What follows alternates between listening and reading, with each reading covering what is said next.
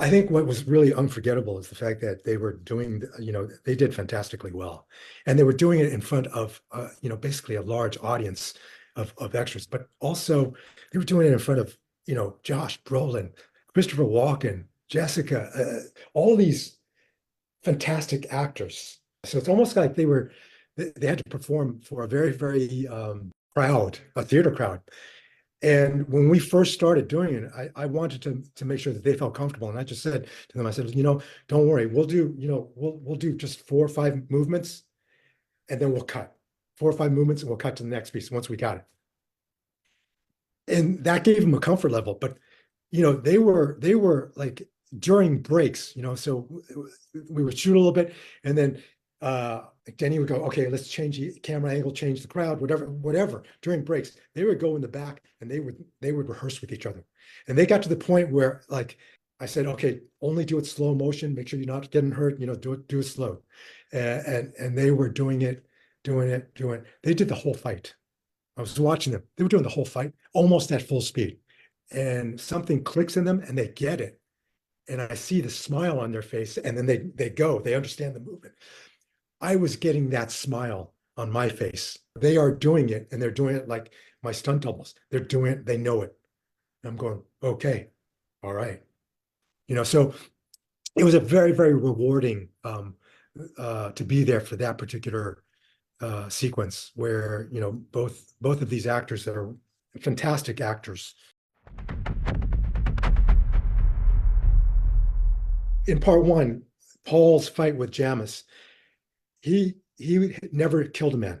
So we designed the action, the choreography as such that he would always do the same thing that Gurney did to him in the training room. And basically it would be ka ka ka ka, and then put the blade to a throat. Ka ka ka, put a blade to the heart. And he would always ask, do you yield? Do you yield? Until he realizes when Stilgar tells him, hey, there's no yielding, there's no giving up. In our world, whenever you take a blade out, it has to draw blood. Somebody has to die. There's no giving up. So part one, Paul being a boy has to kill the first time. And the transformation to part two, that duel with Fade. Now Paul is someone that has learned to kill a man, but he's not a natural born killer. He's a person that's still Atreides. He still has that sense of honor. He's still got his father in him. He's got Gurney. He's got Duncan Idaho. There's the noble warrior that he likes to think. But during the transition of him, obviously after drinking the water of life, he's also finding that he has to become darker. Fade enjoys killing. He loves drawing blood, seeing blood. Maybe he even likes watching the life going out of someone's eyes. And so Paul, when he gets to that point at the end of that duel, what does he do? He's gotten stabbed. It's like he's losing. What did he do? That warrior spirit comes back, but he's not using the Atreides warrior spirit. He's now doing this. That's Jamis. Because when Jamis did that, Jamis knew that he was no match for Paul, his skills. But Jamis knew that, okay, you're either going to kill me or I'm going to kill you. And that whole salute was total conviction. Live or die, it's total conviction. I'm going to take a piece of you with me. Jamis, fortunately or unfortunately, the piece that he took from Paul was giving Paul his Fremen spirit. Jamis is his spiritual mentor, which I love what Denny did with that whole relationship in that fight.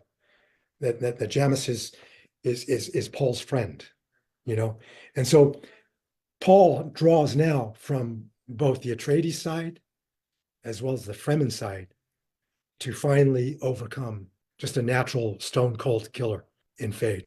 And that's the change. And once he does that, the next step is that, okay, now I've overcome this this killer that was that seems to be the emperor's champion.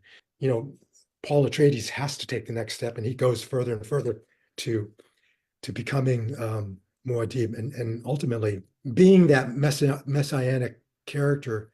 We don't know whether that's really good or bad.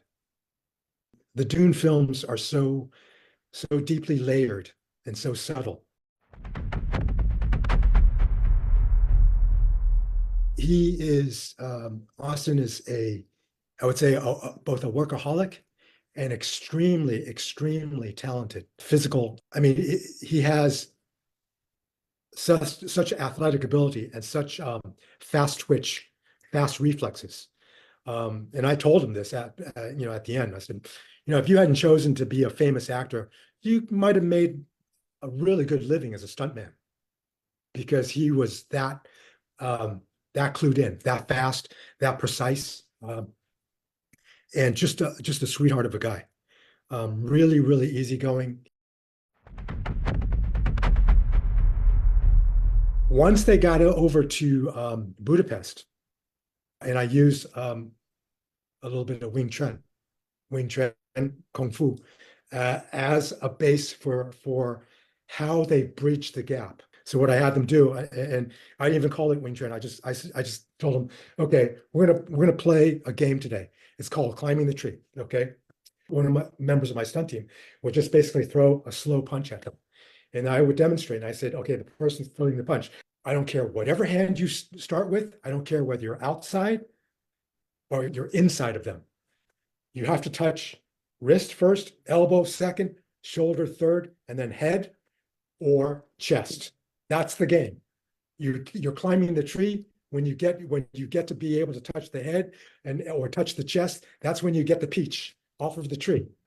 And we would play the game where it became climbing to offensive movements that they already know from their toolkit. And so in building these almost kind of games, it got them into the flow and choreography. They already knew like these basics, the basics. The choreography were just complicated, fluid basics. It's just effort, work. Kung Fu is hard work. They worked. And it's just repetition, and understanding what they're doing, why they're doing it. And they're both fantastic actors.